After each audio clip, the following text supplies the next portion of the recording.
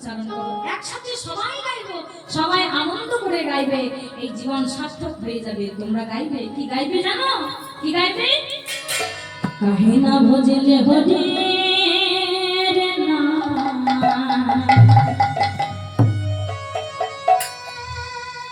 কাহে না ভজলে হরে রে না, মানব জনম মানব জনম মানব জনম পাইয়া, কাহে না ভজিলে হরে না, কাহে না ভজিলে হরে না, মানব জন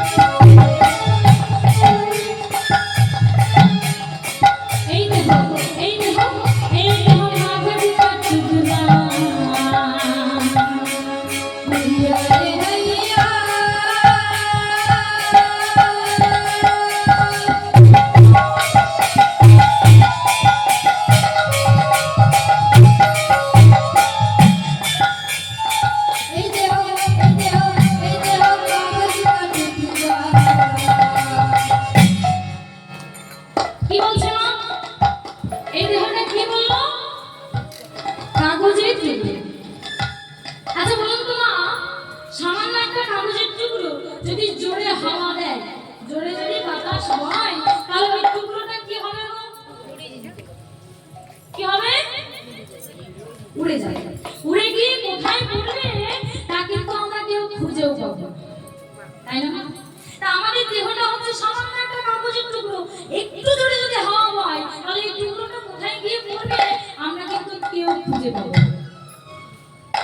কিন্তু তাও রয়েছে আমাদের দেহে 5 রকমের অহংকার, কি আছে না? এই মানব দেহে 5 রকমের অহংকার আছে গো। কি কি কি বলি?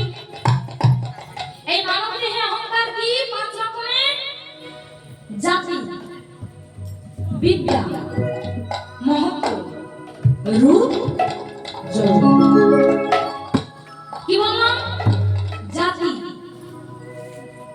এই মানব দেহে জাতির অহংকারটা আছে না? না, সবার মধ্যে কিন্তু নেই। এই যে হাতের 5টা আঙুল দেখছেন, সমান আছে? সমান আছে বাবা? সমান নেই। সেরকম মানুষও আমরা সবাই তো আর সমান নয়। কিন্তু কিছু কিছু মানুষ আছে যাদের মধ্যে এই অহংকারটা একটু থাকে, জাতির অহংকার। মানে কোন কোন মানুষ জাতিতে যদি একটু উঁচু হয়, মানে উঁচু জাতের মানুষ যদি হয়, তাহলে দেখবেন মনে একটু অহংকার থাকে। মনে করে আমি উঁচু জাতির মানুষ, নিচু জাতের মানুষগুলো আবার মানুষ না, হ্যাঁ, একটু অহংকার থাকে। আবার বলছে বিদ্যা, বিদ্যার অহংকার হয় না। কেউ যদি একটু বেশি পড়াশোনা করে, দেখবেন গ্রামের মানুষগুলোকে আর মানুষ মনে হয়। এরা গ্রামের মানুষ, পড়াশোনা জানে না, এরা আবার মানুষ না। হ্যাঁ? আবার মহত্ব, মানে কারোর স্থান যদি একটু উঁচু হয়, মানে আমরা সাধারণ মানুষ, এই সাধারণ মানুষের উপরে যদি কারোর স্থান হয়, তাহলে তারও আবার একটা অহংকার, মহত্ব। হ্যাঁ? সাধারণ মানুষের থেকে আমি একটু উঁচুতে, তাই না?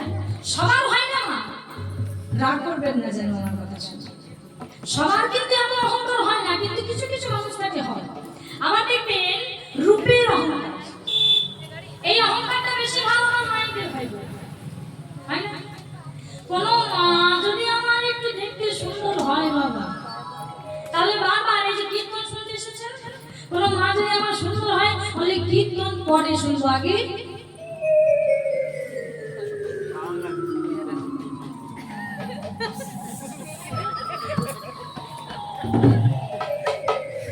মানে সুন্দর বলে কথা একটু দেখতে হবে না। এইটা একটা অহংকার। আবার বলছে যৌবন, এই যৌবন কিন্তু অহংকার না। যখন আমাদের মধ্যে যৌবন থাকে, আমরা কীর্তন শুনতে যাই না। এই বয়সে কি কেউ কীর্তন শোনে? হ্যাঁ, যখন আমাদের যৌবন থাকে, দাদু ঠাকুমার সাথে কীর্তন শুনতে যাই না, তাই না? দাদু ঠাকুমার কথাও শুনি না।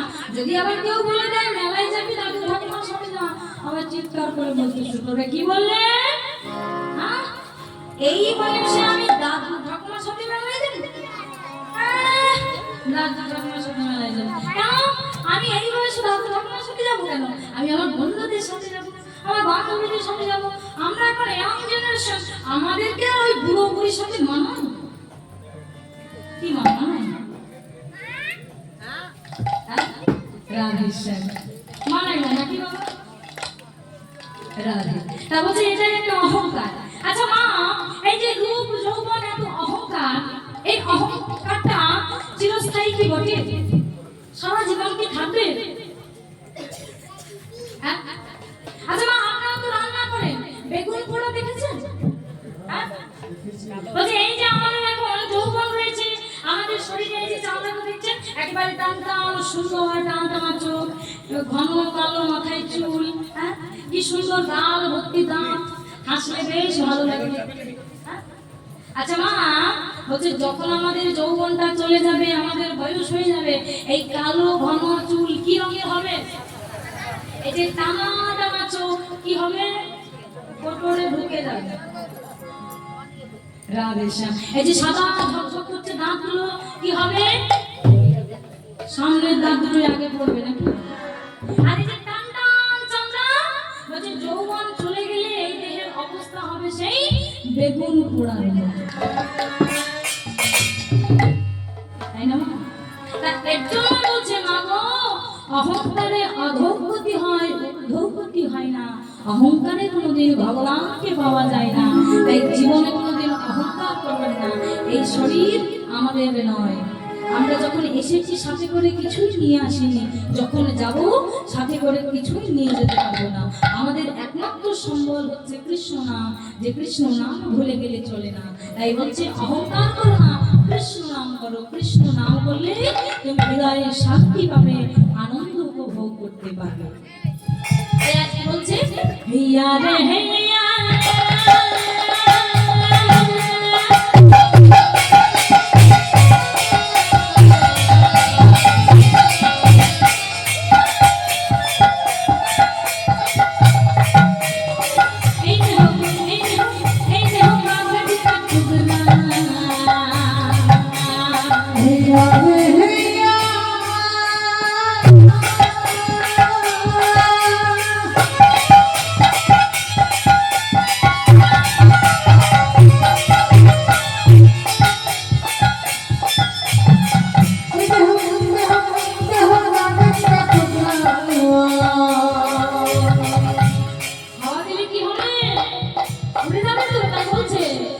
हवाते में टुकरायुरी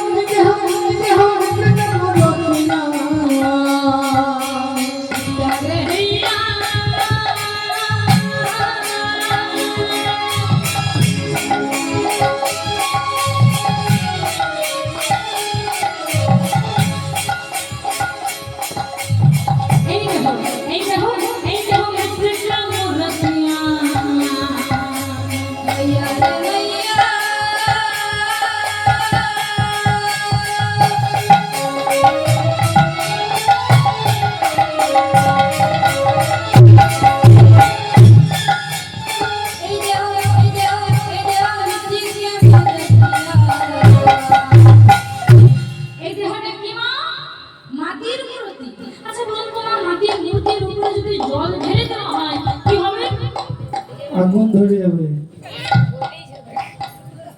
কি সর্বনাশ কাণ্ড বলুন তো? ওই বলে কি গো? হ্যাঁ, মাটির মূর্তির উপরে জল ঢেলে দিলে কখনো আগুন ধরে যায়?